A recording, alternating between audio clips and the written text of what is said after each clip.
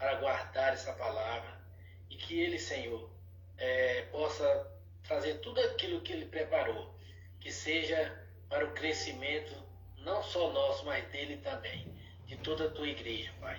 Obrigado por cada um que está participando, aqueles que irão chegar ainda, os que não puderam vir, que o Senhor também esteja abençoando cada um deles.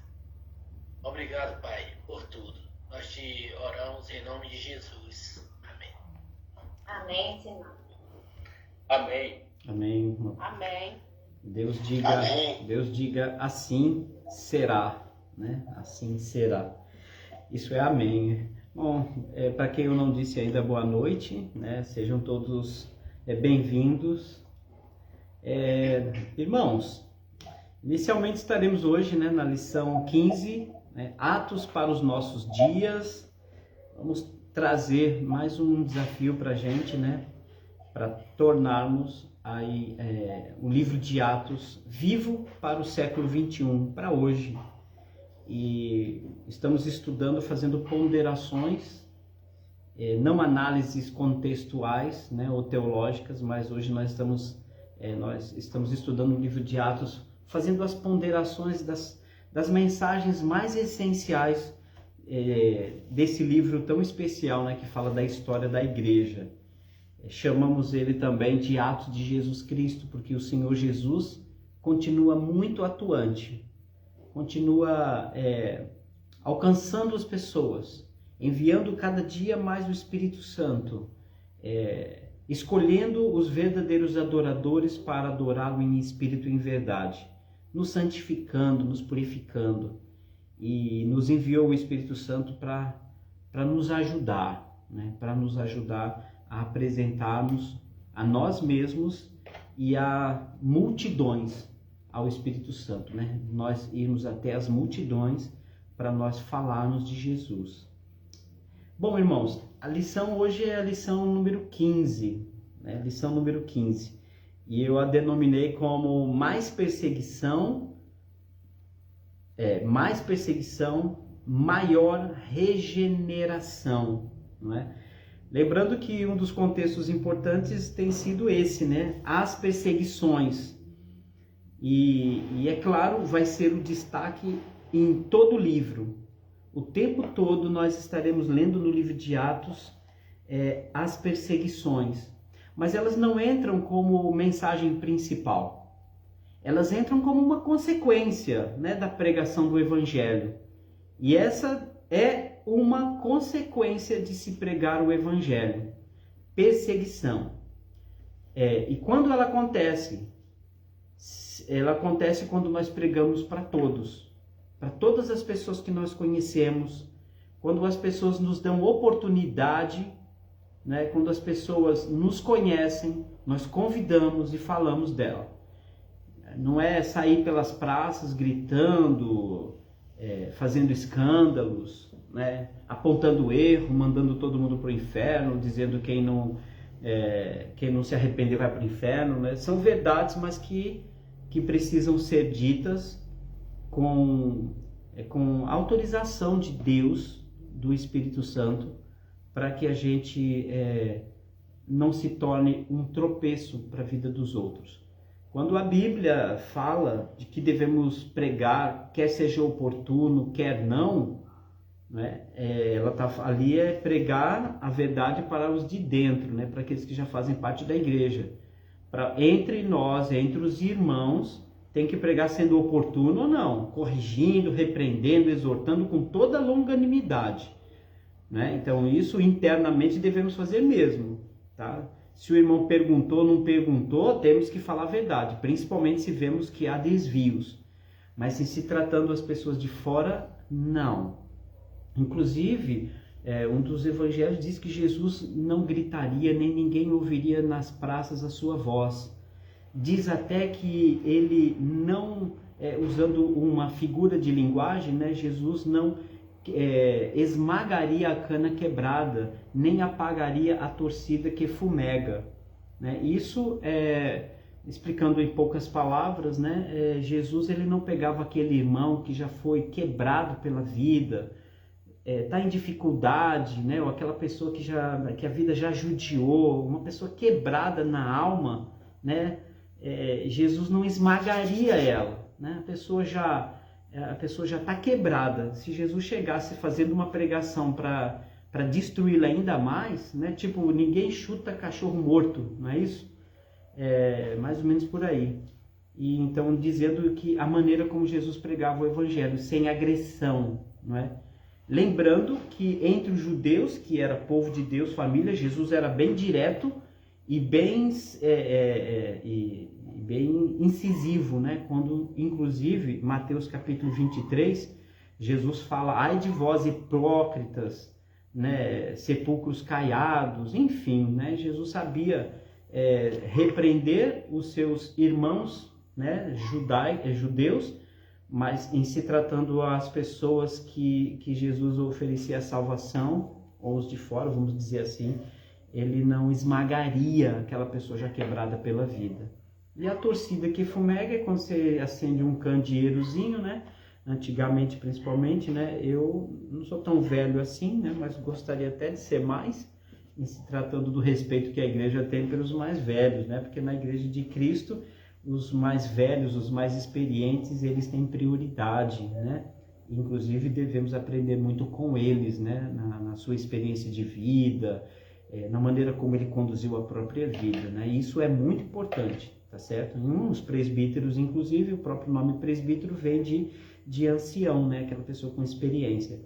E antigamente você tinha aquelas lamparinazinhas, né? Que quando você assoprava e que apagava a lamparina, vinha aquela fumacinha bem irritante, né? Quase ninguém suportava. E aí você não... Aí no contexto de Jesus, ele disse que não apagaria a torcida que fumega, né? A torcida está ali fumegando, saindo aquela fumaça, aí você pega o dedo molhado, vai nela e...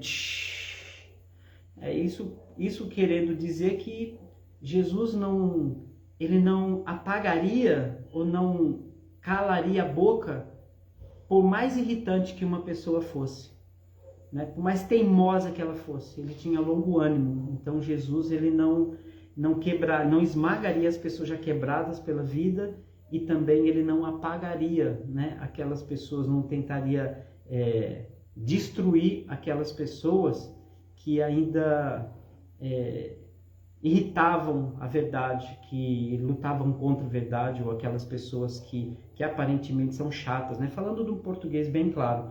Mas Jesus tinha muito ânimo, muita paciência, e olha quanta paciência ele teve para pregar o evangelho, inclusive para as autoridades que se opunham contra ele, né? Aqueles que posteriormente lhe crucificariam.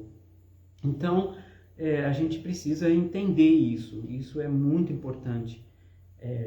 A perseguição é consequência de pregar o evangelho, mas não é pregar o evangelho provocando as pessoas à ira, né? O que deve ser provocativo às pessoas que se tornariam perseguidoras da igreja seria pregar a verdade. Então, como a gente está vendo aqui até agora, os apóstolos e os discípulos em geral pregavam o tempo todo, aproveitavam toda a oportunidade. Mas o que mexia com eles, que os deixava revoltados, eram certas verdades. É como se eu estou aqui, né? Eu vejo que as pessoas vêm para a nossa live, muitas pessoas vêm para a live, e de repente eu vou falar algumas coisas. Você veio para a live, então você está pronto para ouvir. E aí você vem aqui para esse nosso encontro e eu falo alguma coisa que vai mexer com você, né? E que vai fazer com que você sinta-se pressionado por uma verdade. Aí você sai do estudo falando que odeia o irmão Sérgio. Eu vou mandar matar o irmão Sérgio lá em Sapucaí. Ele que espere para ele ver. Tá me incomodando. Então é por aí que acontecia. Então se a multidão era alcançada e essa multidão ouvia, né, se interessava e ouvia a verdade, então se prepare para ouvir. E é o que aconteceu, né? Eles provocaram Estevão. Na aula passada nós falamos sobre isso, no capítulo 7. Provocaram Estevão. E quando pediram razão do Estevão para que ele se defendesse, apesar do texto bíblico ter aqui um título não bíblico, mas um título humano aqui, a defesa de Estevão, na verdade ele não se defendeu. Na verdade ele repetiu qual era a pregação dele, julgassem o que quisessem julgar. Então, esse era a razão da perseguição, pregar a verdade. Entende? Então, todo mundo precisa ser convidado por mim e por você. Tá certo? Nós precisamos convidar todo mundo. Agora, uma pessoa não quer te ouvir, fala, não quero. E você ficar insistindo lá, batendo na porta da casa dele, ele já abriu a porta, fechou na sua cara, falou, não quero ver você falando da Bíblia. E você ficar lá batendo, você vai para o inferno se você não me ouvir. Aí, meu irmão, quem vai para o inferno é você. Tá? Você está pecando, isso está errado. Entende? Tem um irmão Regis de Recife que a gente saía muito para pregar o evangelho nas ruas de Recife. E uma vez a gente estava junto lá e o irmão Regis chegou para uma pessoa, né, que olhou para ele e falou assim, eu não acredito na Bíblia, não quero ouvir você não. Aí o Regis fechou a Bíblia e foi embora. E todo mundo ficou lá tentando insistir com o rapaz, né? Mas aí o Regis estava certo, a gente não tem que fazer isso não. A gente tem que convidar a multidão. Mas os que tiverem interesse vão abrir as portas e vão nos dar ouvidos. E a gente precisa entender muito claramente isso. Então, a pregação da verdade é que pode gerar uma perseguição. Há uma estatística que eu vi hoje, por algumas associações evangélicas, né, norte-americanas, e até algumas do Brasil também, Jornal Gospel, essas coisas, que diz que 11 cristãos são mortos no mundo por dia por causa da pregação do evangelho. 11 cristãos, em média, são mortos por dia por falarem de Jesus. Principalmente naqueles países que nós sabemos que há perseguição cristã, sim, e existem. E me parece que isso está crescendo, Isso está crescendo. Uma escala muito menor do que a gente vê na Bíblia, mas estão crescendo sim. Então, a perseguição, irmãos, é consequência e ela não ocupa o destaque no Novo Testamento. O que ocupa o destaque no Novo Testamento e no livro de Atos é a pregação do Evangelho, o tempo todo, de casa em casa, ensinando a verdade, falando para as pessoas que estão interessadas, tá certo? E muitas coisas chamavam atenção para que a multidão vinha até a igreja, ou tinha um interesse, tá certo? E sempre tem, irmãos, nós pulverizamos a mensagem, os convites para todos. E o Espírito Santo vai encontrar naquele meio da multidão algumas pessoas que querem se converter de verdade. E isso é que a gente vai falar muito hoje. Então, por isso que eu coloquei mais perseguição. Lembrando que perseguição é consequência da pregação da verdade. Mas o destaque do livro de Atos é pregação do Evangelho. Não importa a consequência. E nós vimos na semana passada que uma das consequências foi a morte de Estevão. Mas essa pregação da verdade, ela não se encerra quando a gente se batiza. Olha o que aconteceu com Ananias e Safira no capítulo 5. Não é por fazer uma oferta errada. O que o apóstolo fez, de apontar para o problema da mentira de Ananias e Safira, o Espírito Santo levou eles, matou eles literalmente, se a gente pode falar isso, foi a mentira que eles levaram para dentro da igreja, uma oferta errada. E eles morreram na hora por mentirem ao Espírito Santo. E isso é bem sério, Ofertas erradas também matam, Também matam. Então, a verdade tem que ser pregada e deve continuar sendo pregada quando nós somos batizados e nos tornamos membros do corpo de Cristo, tá certo? E hoje vamos enxergar uma pessoa que teve uma conversão também duvidosa, Não foi regenerado pela palavra de Deus. Ele não se permitiu uma regeneração. Ele abraçou a fé. Estou falando de Simão Mágico, que a gente vai ver daqui a pouquinho. Simão Mágico, ele abraçou a fé, tá certo? Ele se batizou para fazer parte da igreja, mas Jesus não fazia parte do coração dele, tá certo? Então isso é muito sério. Da mesma maneira como Ananias e Safira se converteram, no sentido de aceitaram a verdade, foram batizados, tá certo? Mas não houve mudança dentro do coração deles, porque eles não mudaram no caráter. Eles não participaram daquela mudança, daquele novo nascimento que Jesus pregou. E aqui hoje nós vamos ver que um homem que também se converteu, muito influente, não é, influente, conhecido, famoso. Toda aquela comunidade de Samaria o admirava. Claro que a Bíblia revela que o admirava enganada, porque ele era um enganador, ele fazia mágica, ele fazia muitos sinais ali, enganando as pessoas, era quase um ilusionista. E muita gente ia na dele, e essas pessoas se converteram, e ele também. A Bíblia cita aqui de que ele começou a fazer parte da igreja, foi batizado e fazia parte. Mas ele não tinha uma regeneração no coração, tá certo? A pregação foi certa, ele ouviu a verdade, mas ele apenas se convenceu de que ali era um lugar bom para estar. Mas ele, em momento nenhum, ele quis e se permitiu a uma regeneração do caráter. E é isso que Jesus faz. Quantos de nós, muitas vezes, levou anos após a conversão ter uma regeneração do caráter, não é? E nós precisamos atentar para o que aconteceu aqui, tá certo, irmãos? Então isso é uma lição muito importante. Vamos lá, então.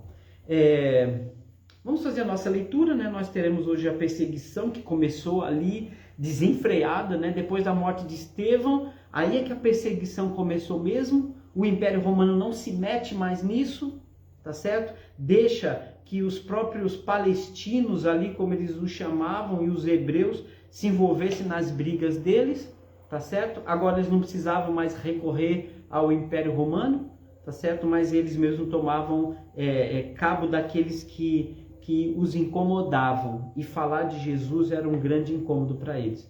Vamos ver também que Samaria, né, que era uma terra em que os judeus de Jerusalém tinham como inimigos, né, como judeus afastados ou judeus desviados, a pregação do evangelho chegou até eles, foi a primeira quebra de preconceito, a primeira quebra de barreira. Depois foram os gentios, né, aqueles que não eram povo judeu, mas primeiro Samaria aceitou o evangelho, né, e foi importante que Paulo, aliás, Pedro e João fossem lá, porque era preciso que eles, além do batismo em nome de Jesus Cristo, recebessem também o Espírito Santo, né? É uma das exceções da descida do Espírito Santo pós-batismo, mesmo Jesus tendo instituído o batismo em nome do Pai, do Filho e do Espírito Santo, tá? Para convencer a todos os judeus de Jerusalém de que os judeus desviados lá de Samaria, aquele povo que eles consideravam sujos e pecadores, também receberam o Espírito Santo.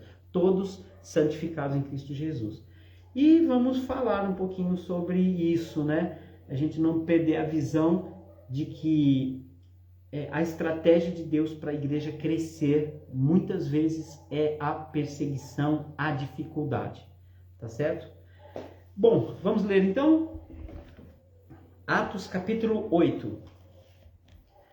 Antes ainda disso, né, eu vou pedir que o irmão Avaí, por gentileza, eu escrevi uma frase que eu mandei para vocês, não tem como eu ver aqui agora, né, junto com o desenhozinho, com a chamada do tema da lição de hoje. Não sei se vocês receberam aí, mas eu escrevi uma frase aí. Alguém pode ler para mim, por favor? Não sei se vocês sabem o que eu estou falando. Avaí se lembra? Quem lembra aí para ler para a gente? Tá junto da chamada, né? Perseguição maiores de regeneração. Desculpa, qual é? Mais perseguição, maiores regenerações. Sim, esse é o tema, mas eu fiz um comentário aí no grupo. Quer me emprestar aqui, Chile, para eu ver? Deixa eu pegar aqui, tá aqui, achou aqui para mim. Eu escrevi assim, ó: nada assustava mais aquela geração do que viver sem Jesus. Vou repetir. Nada assustava mais aquela geração do que viver sem Jesus. Isso era assustador para eles, né? Era muito assustador. Era melhor morrer do que viver sem Jesus. Essa era algo muito evidente, e a gente já começa a ver isso ficando muito forte no livro de Atos, tá certo? Aquela geração não poderia mais viver a vida sem Jesus, né? Era melhor morrer. E eles seriam provocados a viver uma vida sem Jesus. Isso é a perseguição, não é? Então, qualquer coisa que provoque você a viver uma vida sem Jesus é perseguição. Qualquer coisa, ou hábito, ou costume, ou pessoas que queiram te afastar de uma vida com Cristo, isso é perseguição, irmãos. É melhor morrer, tá certo? Do que viver essa vida sem Jesus. E eu espero que todos nós pensemos nisso. Sem Jesus não dá para viver. Tinha até um hino que a gente cantava antigamente. Não dá, sem Jesus não dá para viver, não dá. Exatamente isso. Eu não consigo ver minha vida sem Jesus. Por muitas coisas que acontecem e eu me senti perdoado. Me senti que Deus tem misericórdia de mim, que eu tenho chance de herdar a vida eterna. Mas quando eu permito que algumas coisas, internet, televisão, rede social, Facebook, Instagram, ou filme, ou novela, ou programa jornalístico, ou qualquer pessoa que me influencia a viver essa vida sem Cristo, é ceder a uma perseguição. Então não se engane, irmãos. Não permita que certas coisas influenciam você a viver uma vida sem Jesus, genuinamente, né? Atos 8. Assim que morreu Estevão apedrejado, versículo 1, e Saulo consentia na sua morte. Naquele dia, levantou-se grande perseguição contra a igreja em Jerusalém. E todos, exceto os apóstolos, foram dispersos, se espalharam pelas regiões da Judéia e de Samaria. Alguns homens piedosos sepultaram Estevão e fizeram grande choro, grande pranto sobre ele. Saulo, porém, assolava, investia contra a igreja, entrando pelas casas e arrastando homens e mulheres, e colocava-os na prisão. Versículo 4. Entre mentes, quer dizer, com muita coragem, com energia, com aquela coragem que eles viviam pedindo, os que foram dispersos iam por toda parte pregando a palavra. Irmãos, isso é o mais importante no livro de Atos. Entre mentes que sejamos, onde quer que estejamos, que possamos estar pregando a palavra. 5. Filipe, descendo a cidade de Samaria, anunciava-lhes a Cristo. É claro que os samaritanos já tinham ouvido falar de Jesus. Jesus se encontrou com a mulher samaritana, e espalhou para toda Samaria quem era Jesus. Agora eles estão vendo a força de Jesus ressurreto. Olha Jesus atuante voltando para Samaria. Versículo 6. As multidões atendiam, unânimes, quer dizer todos, não faltava ninguém, as coisas que Filipe dizia, ouvindo-as e vendo os sinais que ele operava, pois os espíritos imundos de muitos possessos saíam gritando em alta voz, e muitos paralíticos e coxos foram curados. Houve grande alegria naquela cidade. Ora, havia ali certo homem chamado Simão, que ali praticava mágicas, iludindo o povo de Samaria, porque eles permitiam muitas essas coisas, no meio deles. Tanto prostituição, quanto vícios, droga, tudo que não prestava, Samaria absorvia. Insinuando que ele era um grande vulto, um homem que tinha um grande espírito, ao qual todos davam ouvidos a este homem chamado Simão, do menor até o maior, até crianças, ou pessoas importantes ou não, dizendo: este homem é o poder de Deus, chamando grande poder. Ele não conseguiria isso muito facilmente lá em Jerusalém, mas em Samaria sim, porque era terra sem dono. Muitas pessoas aderiram a ele, haviam muitos, há muito tempo que ele vinha iludindo essas pessoas. Versículo 12. Quando, porém, deram crédito a Filipe e os que evangelizavam a respeito do reino de Deus e do nome de Jesus Cristo, iam sendo batizados, assim homens como mulheres. o próprio Simão, olha só o que diz aqui, abraçou a fé. E tendo sido batizado, ele acompanhava Filipe de perto. Essas são muitas vezes aqueles que acompanham a igreja sem a mudança verdadeira. Observando extasiados sinais e grandes milagres praticados por Filipe. Ouvindo os apóstolos que estavam em Jerusalém, que Samaria recebera a palavra de Deus, enviaram Pedro e João, os quais, descendo para lá, oraram por eles para que recebessem o Espírito Santo. Portanto, não havia ainda descido sobre nenhum deles, mas somente haviam sido batizados em o nome do Senhor Jesus. Então, lhes impunham as mãos e recebiam estes o Espírito Santo. Vendo, porém, Simão, mágico, que pelo fato de imporem os apóstolos as mãos era concedido o Espírito Santo, ofereceu-lhes dinheiro, propondo: concede-me também a mim este poder, para que eu, sobre quem eu impuser as mãos, receba o Espírito Santo. Aparentemente a intenção dele era até boa, não é? Mas por dinheiro, não é? Pedro, porém, versículo 20, lhe respondeu: o teu dinheiro seja contigo para a perdição. Olha, é quase a mesma frase que ele disse para Ananias e Safira. Quase a mesma frase. E ele disse mais: arrepende-te, pois, da tua maldade e roga ao Senhor, talvez te seja perdoado o intento do coração. Pois vejo que estás em fel de amargura e laço de iniquidade. Respondendo, porém, Simão lhes pediu: rogai por mim ao Senhor, para que nada que disseste sobre mim venha acontecer. Eles, porém, havendo testificado e falado a palavra do Senhor, olha que interessante, voltaram para Jerusalém e evangelizavam a muitas aldeias dos samaritanos. Eu até ia ler também de Filipe e Eunuco, mas eu vou deixar para a próxima semana, porque a gente já entra aí com as conversões do Eunuco e de Saulo, não é?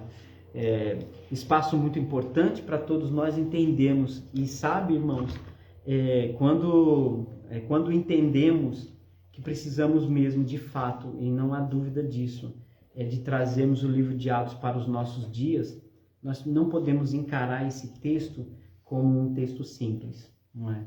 Como um texto que era para eles e devemos adequar aos nossos dias. Não podemos, irmãos, não podemos. E uma das coisas mais importantes, né, que a gente vai ter aqui é que a perseguição é consequência, sim. Se você acha que é perseguido somente quando alguém vem contra você, né, lembre-se do que nós dissemos agora há pouco. A perseguição é toda aquela que nos faz, ou nos força, ou nos obriga a viver uma vida sem Jesus. Né? Então não espere que ninguém bata a sua porta, né, com um revólver na mão, te ameaçando para você parar de falar de Jesus. Né? Se importe com qualquer coisa ou pessoa que influencie sua vida e faça você viver uma vida sem Jesus.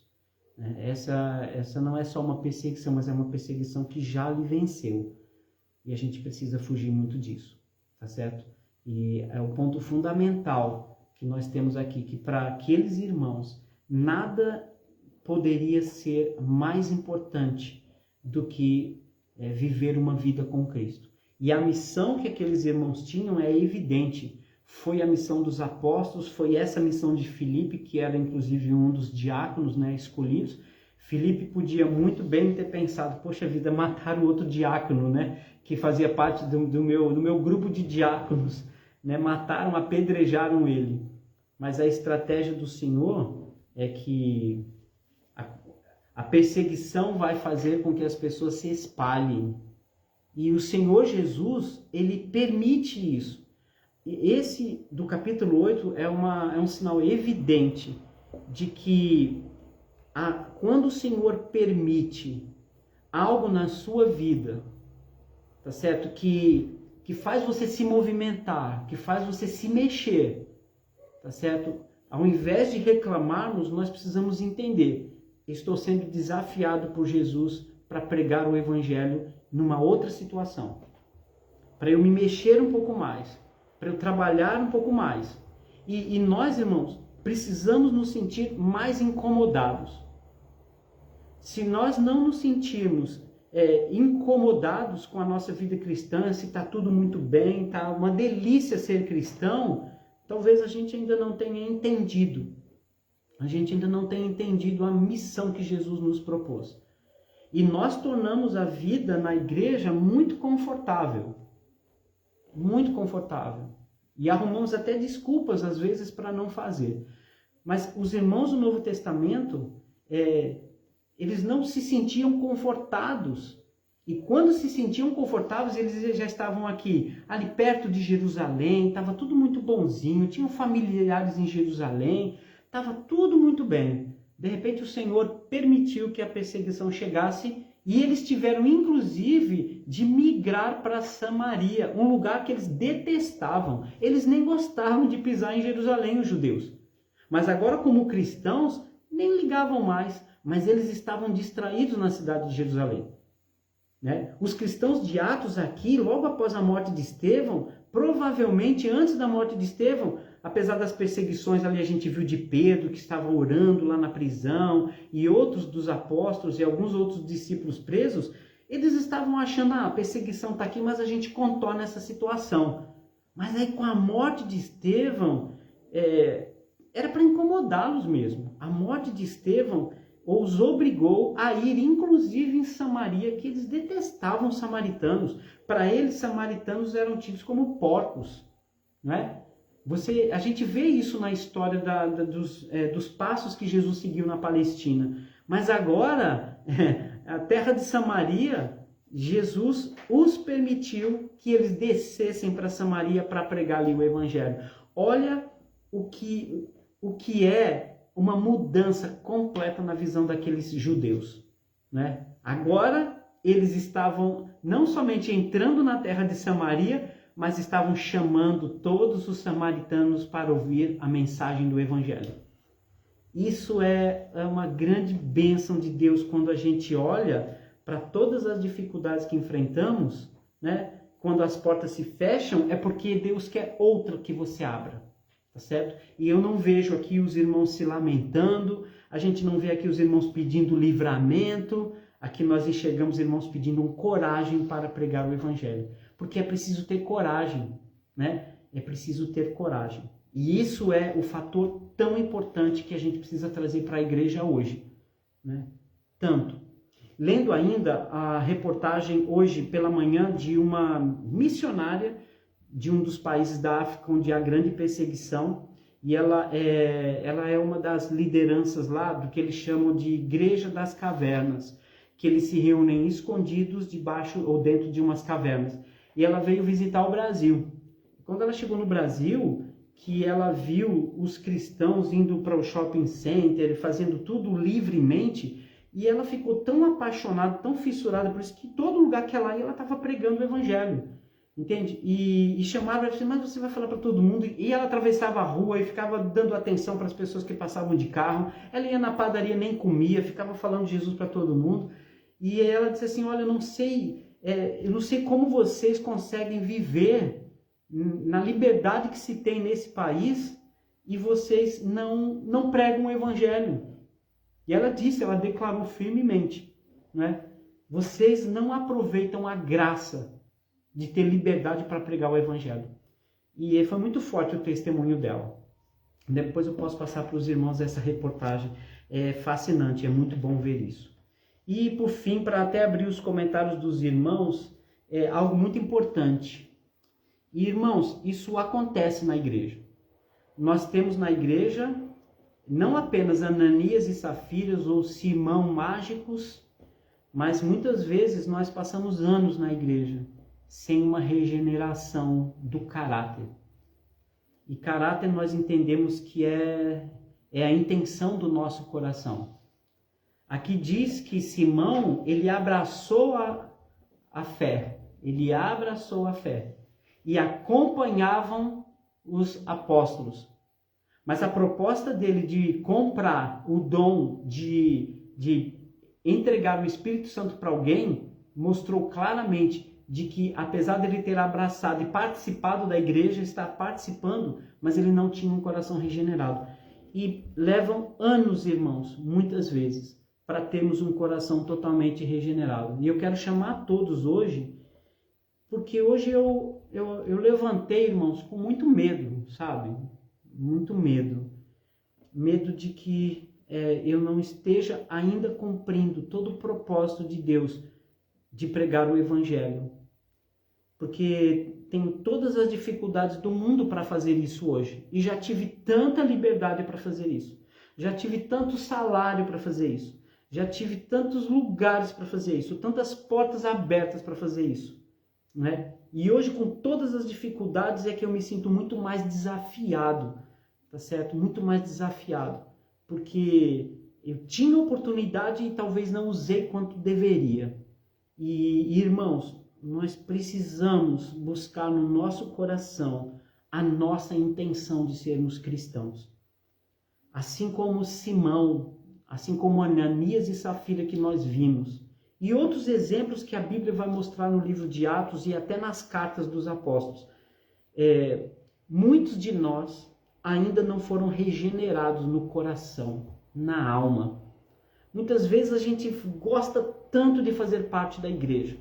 Seguimos todos os rituais da igreja, mas não nascemos de novo, não tivemos o nosso caráter, o nosso verdadeiro cristão a serviço do Rei, a serviço do Reino.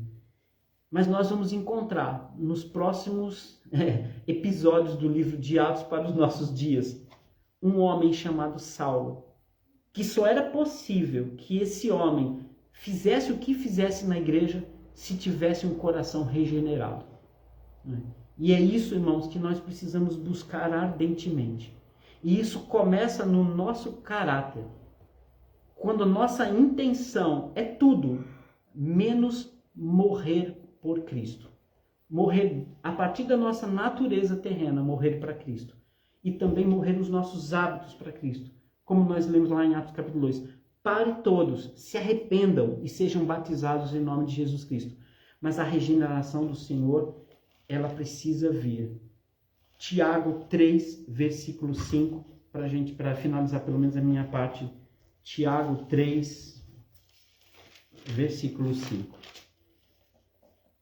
Assim também a língua... Desculpe, eu errei aqui, tá, irmãos? Desculpe. É 1 Pedro 1, 23. Primeira carta de Pedro, capítulo 1, versículo 23. Para não ter que explicar todo o contexto. Primeira carta de Pedro 1, versículo 23. Diz assim... 22 e 23. Tendo purificado a vossa alma pela vossa obediência à verdade, tendo em vista o amor fraternal, não fingido, amai-vos de coração uns aos outros ardentemente, pois fostes regenerados não de semente corruptível, mas de incorruptível, mediante a palavra de Deus, a qual vive e é permanente. Pois toda a carne é como a erva, e toda a sua glória como a flor da erva. Seca-se a erva, cai a sua flor. A palavra do Senhor, porém, permanece para sempre. Ora, esta é a palavra que vos foi evangelizada. Em outras palavras, toda semente para produzir tem que morrer. E o que nós vimos hoje, muito importante, irmãos, a pior perseguição é aquela que nos faz viver uma vida sem Jesus Cristo. Que o Senhor abra minha mente, meu coração, a começar em mim, para que a gente pregue mais, irmãos. Que a gente pregue a verdade. Mude o que tivermos que mudar. Mas essa é a missão da igreja. Essa é a nossa missão. Sem desculpas, irmão. A multidão está lá fora. Quantas vezes nós já lemos a palavra multidão? Deus quer sim, não só a multidão, Ele quer o mundo inteiro. Os problemas virão com Simão Mágicos, com Ananias e Safiras. Tantos irmãos problemas devemos amá-los. Quem quiser se arrepender, se arrependa mesmo dentro do reino de Deus. Mas nós não podemos perder ninguém. Ao contrário, a gente tem que saber cuidar e administrar daqueles que estão dentro. tá certo? Clamarmos a eles, quer seja oportuno ou não, corrigindo, repreendendo, exortando, não podemos perder. Mas a multidão está lá fora, para que a gente vá e pregue o evangelho. Essa é a lição de Atos. Irmão Avaí, entrego a palavra a você, irmão. Bom, irmãos, eu vou deixar meu comentário no final. Você que tem algum comentário para fazer, alguma pergunta, pode levantar a mão, a Betânia já levantou, pode ficar à vontade, mas é muito sério. Eu gostaria muito que os irmãos permanecessem até o fim dos comentários, porque é uma responsabilidade a cada um de nós, como ministros, como servos, como discípulos do Senhor. E precisamos abraçar essa